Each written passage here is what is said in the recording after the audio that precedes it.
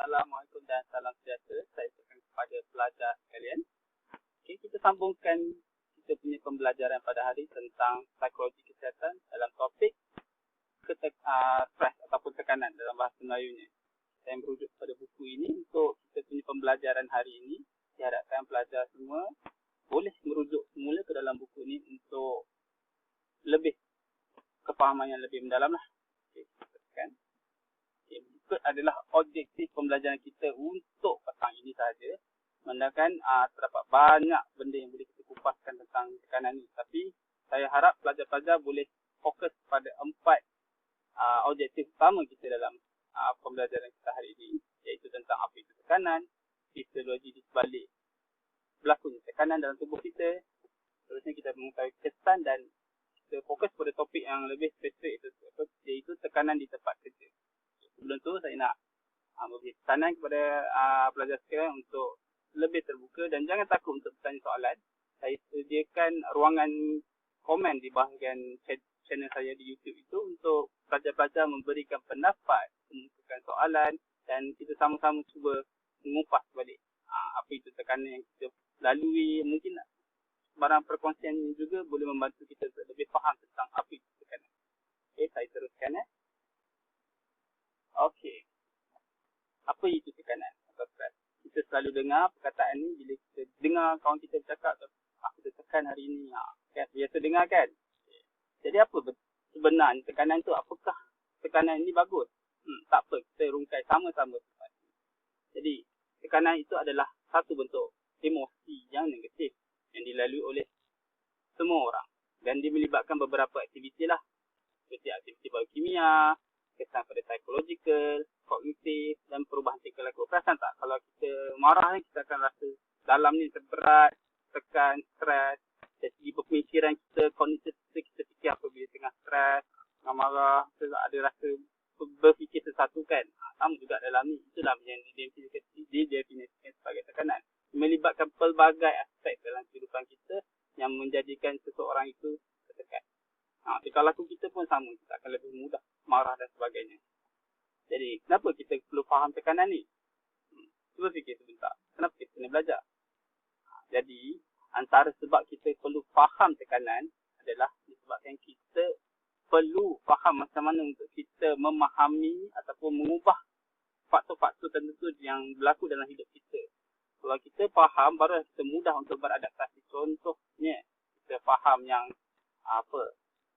exam, quiz, semua memberi tekanan tu. Kalau kita faham macam mana untuk mengawal kita beri tekanan tu, kita akan lebih teruruslah, emosi kita lebih terjaga, pemikiran kita lebih berfokus, tidak terlalu serabut. Bayangkan jika kita tidak faham tentang tekanan, kita ambil secara faktor-faktor luaran tu, memberikan kita punya emosi lebih derudum. Contohnya kita nak exam, tak boleh nak fokus exam, tak boleh belajar sebab kita terlalu takut dengan result, sebab kita tahu yang kita tak fokus, kita tak tahu banyak perkara. Benda-benda ni akan mengganggu kita punya konsentrasi lah dalam pembelajaran. Jadi saya tanya, pernah berlaku tekanan? Saya yakin semua orang pernah mengalami tekanan dalam hidupnya. Jadi kalau boleh fikirkan apa tekanan tu, nanti kita akan bincang di dalam ruangan discussion di akhir. Okay. Soalan berbalik kepada soalan saya yang susah tadi. Tekanan ni baik atau tak? Mesti ramai yang cakap tak baik. Yelah, nama pun emosi negatif. Okey, betul. Tidak salah. Tapi dia ada juga kebaikannya yang kita mungkin tak perasan. Sebenarnya tekanan ni penting dalam kehidupan kita sebab dia memberikan satu kesan kepada kita berpemikiran dan kognitif atau respon. Bayangkan. Contoh kita diugut oleh penjenayah. Tanpa tekanan ataupun stres, kita tak akan boleh berfikir dengan lebih cekap ataupun berfokus. Contohnya, tadi kita diugut, kita dikelar leher kita. Kalau orang yang tidak menguruskan tekanan ni dengan baik, dia akan rasa cepat panik, tak tahu nak buat apa, kita akan menggelabah. Itu orang kata kan, bahasa mudah yang menggelabah. Tapi bila dengan adanya tekanan, dia ada menunjukkan kita punya survival instinct. Kita akan fikir apa yang patut kita buat. Kita senang, kita lihat apa resources, adakah saya perlu lari ataupun saya terus melawan balik apa yang diancam tu. Itu yang buat kita lebih sadar pemikiran. Itulah komponen survival bagi tekanan ini. Kalau tanpa tekanan kita tak akan jadi untuk berdaya saing, untuk survive dalam hidup ni. So, dalam yang apa yang saya bagi contoh tadi adalah salah satu respon atau dipanggil fight or flight. Maaf, ayah sudah fight or flight respon. Jadi, dalam pemikiran kita akan fikir sama ada kita akan fight ataupun flight. Dua komponen ini penting untuk survival kita. Apa-apa organisme pun, termasuk haiwan pun, mereka mengalami situasi yang respon yang sama.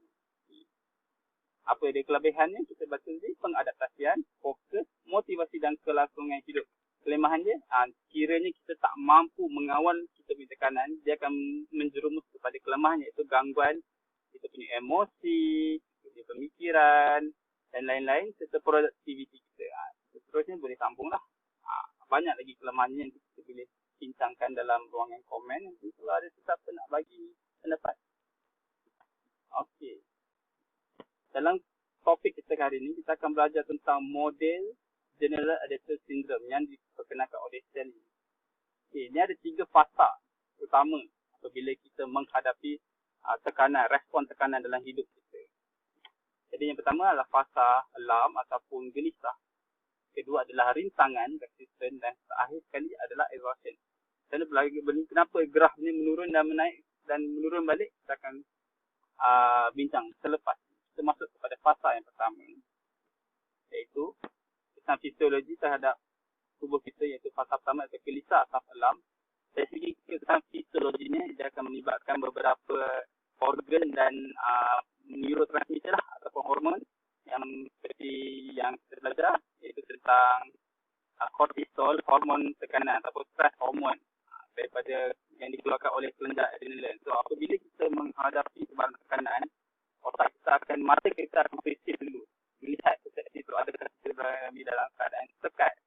So ada anjing menyala, anjing mengejar kita. Waktu itu kita fikir, kita takut kortisol akan dirembaskan daripada adrenalin dan mengakibatkan kita jantung kita meningkat. Dudak. Sebab apa? Kita nak pump lebih darah supaya darah kita sampai ke otak, supaya otak kita boleh berfikir yang lebih tight dengan berfokus untuk buat apa tindakan sama. Kita nak fight ataupun flight. Kalau fight, kita nak buat apa? Flight, kita nak buat apa? Itu pentingnya hormon kortisol di dalam badan untuk meningkatkan kehidupan jantung dan membolehkan oksigen dan darah sampai ke otak. So, selain itu, bila otak ni, darah kita ni kan mengandungi glukos. Glukos tu penting untuk salurkan tenaga dalam tubuh kita, kat masa kita. So, kita jantung digerak-ajur, darah sampai ke otak, sampai kat masa untuk berikan kita glukos yang diperlukan untuk badan kita untuk meningkatkan tenaga. So, inilah dia fasa pertama, iaitu fasa gelisah ataupun alarm. Kita alert dengan apa yang berlaku. So, throughout the time ataupun melalui masa, kalau sekiranya kita dalam fasa yang alarm tu yang terlalu lama, kita akan beralih kepada fasa rintangan. Itu dari segi kesan fisiologinya, kita akan mula meregulasikan balik semula. Maksudnya kan kita dah naikkan kita punya jantung, takkanlah kita nak naik jantung dah kadar degupan jantung tu selamanya kan.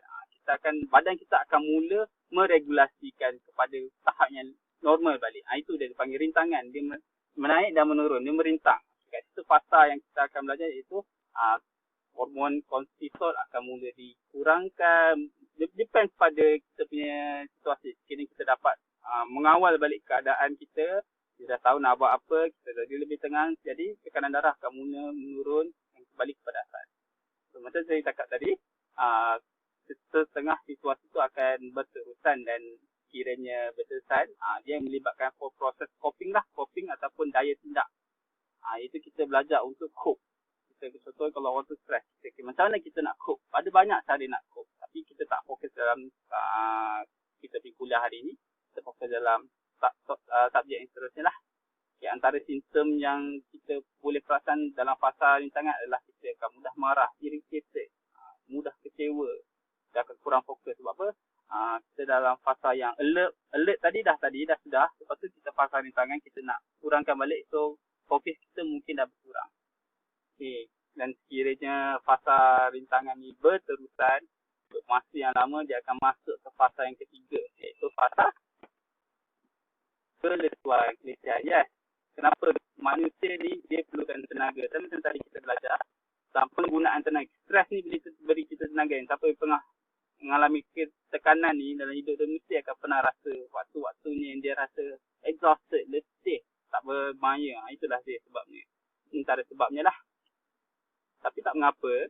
Kalau kita belajar tentang fisilnya, kita akan faham bila waktunya kita perlu berehat, kita perlu recharge balik kita punya emosi, kita punya pemikiran. Sebab tu kita belajar tentang fisiologi tentang tekanan ini.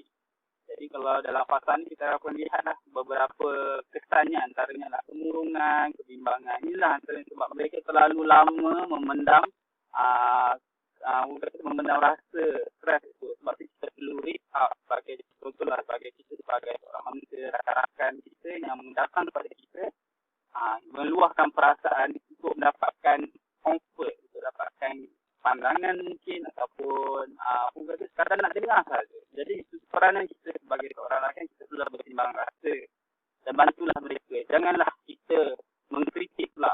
Alah, orang lain lebih banyak yang susah daripada kita. Itu memang common. Dalam psikologi counselling kita akan diajar macam mana nak menguruskan atau berdepan dengan masalah-masalah rakan. Jadi saya berharap lepas ni kalau ada pelajar yang mengalami tekanan atau ingin berkongsi, bolehlah cari sahabat-sahabat yang kita tahu dia boleh dipercayai dan faham macam mana nak menguruskan tekanan rakan-rakan. Okey.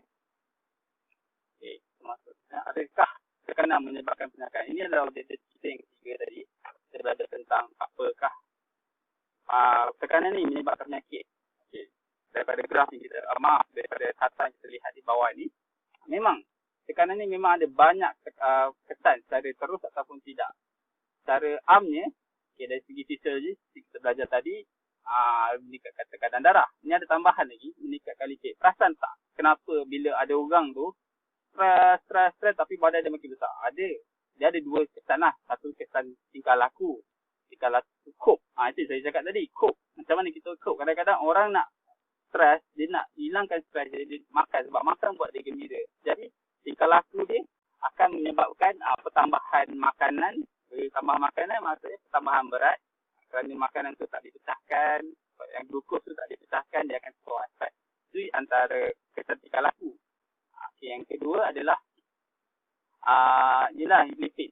Stres ni akan induce. Jadi banyak-banyak kajian memang dah diteliti tentang pembentukan lipid yang tinggi sekiranya kita dalam keadaan tekanan. Seterusnya adalah hormon ni kita belajar tadi, ada hormon yang naik, ada hormon yang turun. Tapi untuk stres, hormon yang naik adalah kortisol. Dan yang ni penting ni. Memang banyak kajian kita boleh. Nanti saya akan minta pelajar-pelajar untuk mencari contoh-contoh jurnal atau artikel yang menceritakan tentang kesan tekanan kepada imuniti.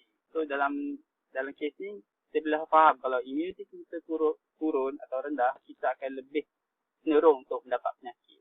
Itulah sebabnya kenapa kita perlu menjaga pengurusan ataupun menguruskan kita punya tekanan dengan baik. Kerana tekanan ni secara tak langsung akan memberikan kesan kepada tubuh kita dari segi kesihatan fizikal dan emosi. Sebenarnya kesan tingkah laku, kesan tekanan kepada tingkah laku yang kita boleh perasan, yang kita boleh belajar adalah bila kita stres, perasan tak ada orang yang akan gunakan coping mechanism merokok sebagai cara untuk mengurangkan tekanan. Ya, rokok boleh mengurangkan kerana dia ada bahan-bahan kimia yang boleh memberikan rasa ketenangan. Tapi dalam banyak-banyak bahan kimia tu ada beberapa sahaja yang beri ketenangan, tapi selebihnya memberikan harmful effect pada kita punya kesihatan. Contohnya dia ada carcinogenic punya bahan ataupun bahan yang induce cancer. Okey. Terusnya dia akan mengurangkan nutrisi kita. Mungkin tekanan ini akan mengurangkan proses-proses penyerapan nutrisi dalam perut kita, dan seterusnya akan mengurangkan kita punya waktu tidur. Dah stres, susah nak tidur. Seterusnya kita meningkatkan risiko untuk pengambilan dadah stimulan orang kata. Kita nak high dia orang tak ketum lah, ganja lah. Sebab apa? Mereka nak kurangkan tekanan. Ini adalah merupakan coping mechanism yang tidak baik. Sekali ialah kurang pesanan. Mereka lebih cenderung untuk duduk di dalam bilik berkurung seorang-seorang tanpa melibatkan aktiviti luar. Seterusnya adalah kesan kepada psikologi dan kesihatan secara am. Jadi kita tahu tentang kesannya kepada psikologi, iaitu tentang kemurungan, kecenderungan untuk kita mengalami kemurungan kerana tidak ada pengurusan tekanan yang baik, kekurangan dalam keyakinan diri, dan optimisme, itu kita mempunyai bersangka baik, optimis. Itu kita makin berkurang. Untuk penjagaan kesihatan ini merujuk kepada behavior kita lah juga. Tentang macam mana kita, contohnya kita mengalami penyakit kronik. Kita akan mengalami kanser, mengalami sakit jantung. Soal tekanan ni membuatkan kita lebih ataupun kurang untuk patuh kepada rawatan. So, kita akan mula tak ambil ubat, tak patuh apa yang doktor nasihatkan. Dia kata rehat, tak nak buat benda lain, rebel. So, lambat untuk mencari rawatan. So, kita dah tahu yang kita mengalami penyakit kemurangan. Kita tak nak ataupun sengaja lambatkan diri untuk mendapatkan rawatan. Seterusnya, dia tak mahu terima rawatan. So, ini fasa yang teruk lah. Maknanya kita tak nak langsung terima. Sebab kita dah berasa dengan tekanan yang sangat-sangat tinggi. Ataupun kita dah masuk dalam kemurungan lah. Objektif yang seterusnya iaitu tekanan di tempat kerja ni. Objektif terakhir kita nak belajar tentang fokus sikit lah pada tempat kerja yang merupakan punca utama kepada tekanan. Banyak dah kajian yang mengkaji tentang tekanan dan mereka penyelidik merumuskan bahawa tempat kerja merupakan tekanan tempat kerja merupakan punca utama dalam masalah tekanan seharian. Jadi apa yang punca-puncanya adalah berikut adalah beban kerja, kos, tak mampu membentuk hubungan sosial, maksudnya tak mampu nak buat kawan dekat dalam tempat kerja, itu jadi masalah lah pada pekerja. Kekaburan tugasan, mereka diberikan tugas tapi tak faham ataupun tak fully understand dia job scope ataupun tugasan yang diberikan, tu memberikan tekanan. Kurang kawalan terhadap kehidupan bekerja. Dunia kehidupan bekerja dan dunia seharian berbeza. Jadi mereka kurang kawalan. Maksudnya dia tak mampu. Semua benda jadi masalah. Semua benda tak kena bila kita bekerja dekat sini. And then ada je masalah sebab dia kurang kawalan. Jadi benda tu membuatkan berikan tekanan. Konflik pelayanan akhir ni saya akan jelaskan lebih mendalam selepas ini. Kerana ini bukan something yang relatable dan penting untuk kita kaji ataupun belajar. Sekali ada pengangguran. Ya, pengangguran bukan memanglah tak bekerja, tak bekerja maksudnya tak ada tekanan tempat kerja lah kan. Betul. Tapi pengangguran adalah topik yang berkaitan dengan kerja. Sebab dia di bawah konsep dalam tekanan di bawah tempat kerja juga. Konflik peranan seperti saya katakan tadi, ini adalah satu ketidakserasian dalam peranan kita sebagai seorang pekerja. Dia ada dua jenis, iaitu intra-role konflik ataupun inter. Intra ni bermaksud di dalam konteks pekerjaan yang satu saja. Dia tak melibatkan dengan role-role yang lain. Dia melibatkan role satu saja. Jadi apa bezanya nanti kita akan ungkapkan lepas ni. Ini adalah perbezaan di antara intra-role konflik dengan inter-role konflik. Macam saya cakap, intra ni berlaku di dalam. Maksudnya seseorang yang mengalami konflik ataupun peranan dalam melakukan tugasan. Mereka diberikan dua tugasan yang serentak. Jadi mereka mengalami kesukaran untuk membuat yang mana satu. Ini memang common dalam sebagai seorang pelajar juga. Mungkin berlaku dalam kehidupan bila kita terpaksa membuat dua kerja dalam satu masa. Contohnya, lecturer ni nak awak hantar tugasan ni pada waktu besok pukul 8. Yang ni pun lecturer B pula pun sama juga. Nyuruh benda yang sama buat tugasan mereka. Hantar sebelum pukul 5. Jadi memberikan tekanan bahawa untuk buat benda yang sama serentak. Itu memberikan. Kalau yang inter-role ni melibatkan dua domain ataupun konflik yang berlainan tugas lah.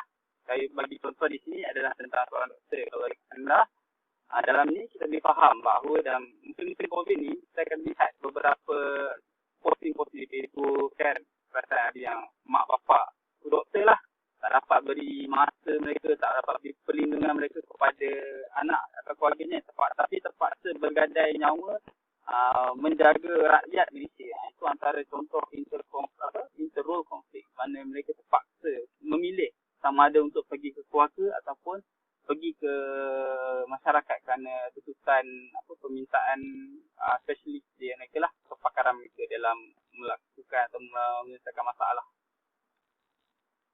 Okey, seterusnya adalah kesan-kesan tekanan di tempat kerja. Kita boleh secara kata logiknya boleh fikir dan ini adalah antaranya. Okey, ini adalah beberapa contoh kaedah untuk mengurangkan tekanan di tempat kerja. Okey, seperti yang ditulis di dalam slide hari ini. Ada beberapa perkara. Contohnya pertama dalam mengurangkan, kita lah kurangkan perkara-perkara yang sukar di dalam atau samaran sebagai pelajar ataupun sebagai pekerja. Kita kena kurangkan. Contohnya apa benda yang kita tak tahu, kita kena tanya dapatkan kepastian. Sebab kita tak ada yang kita dalam keadaan yang tak tahu, bela-bela, sama. Kita kena dapatkan objektif terus.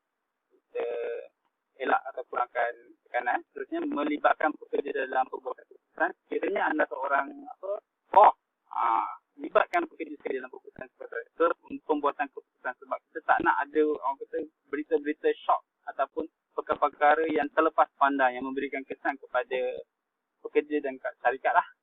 Seterusnya menjadikan pekerjaan itu lebih menarik. Ini terpulang kepada kreativiti pekerja itu sendiri, macam mana nak jadikan pekerjaan itu mungkin boleh menambah elemen-elemen fun ataupun hiburan dengan muzik sambil bekerja ataupun environment lebih menarik lah. Ada fasiliti tertentu. Ada dah maksud tambahkan fasiliti atau faedah yang meningkatkan kualiti hidup. Ada yang menyediakan gym contohnya.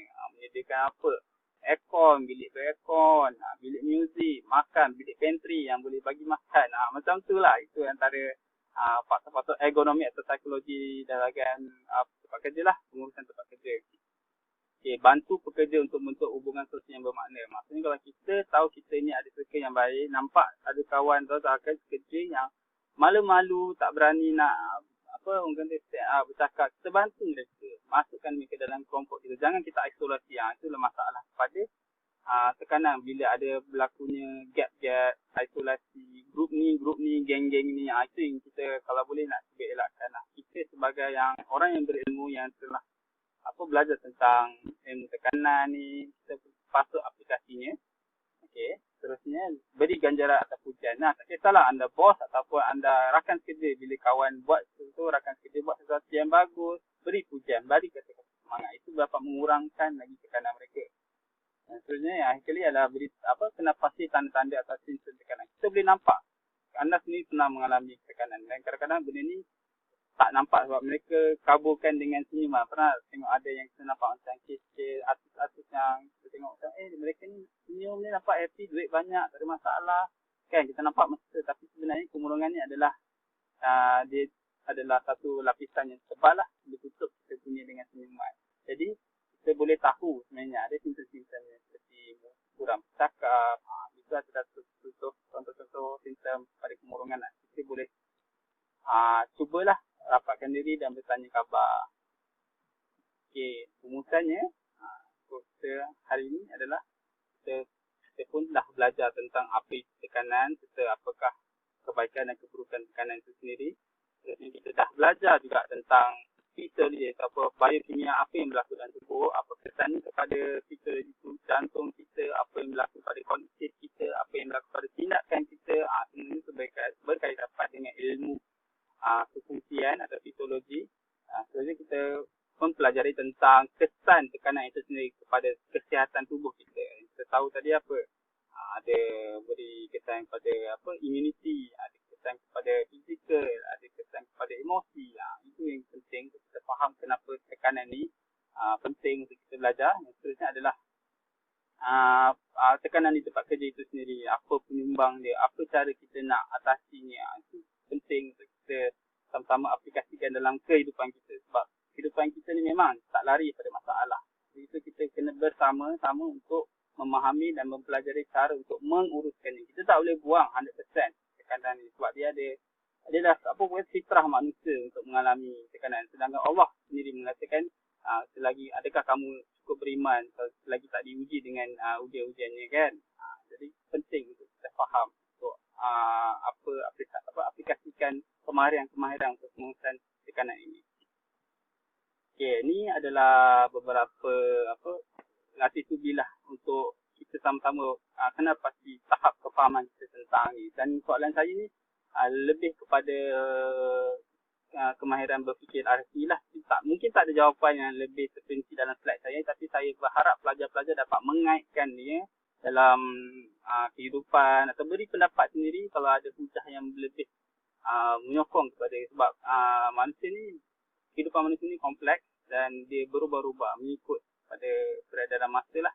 Jadi mungkin ada kritikan terhadap model GAS ni, anda boleh bagi komen ataupun saya boleh tuliskan dalam anda punya tugasan ini. Dan seperti yang anda tahu, saya dah tuliskan kat mana nak upload dengan bila due. Tak apa, take your time, buat sebaik mungkin. Okay, itu sahaja daripada saya. Terima kasih. Dan saya mengingatkan kalau ada barang pertanyaan boleh discuss dalam ruangan komen ataupun dalam grup WhatsApp kita. Boleh, tak ada masalah, boleh terus bertanya. Sebab saya suka pelajar bertanya dan saya tak ada soalan bodoh, tak ada soalan bodoh. Semua soalan adalah untuk menjelaskan atau mengklarifikasikan apa yang kita tak faham. Okay, saya suka orang bertanya, dan kalau nak bagi ilmu sendiri, nak bagi komen kepada saya pun boleh.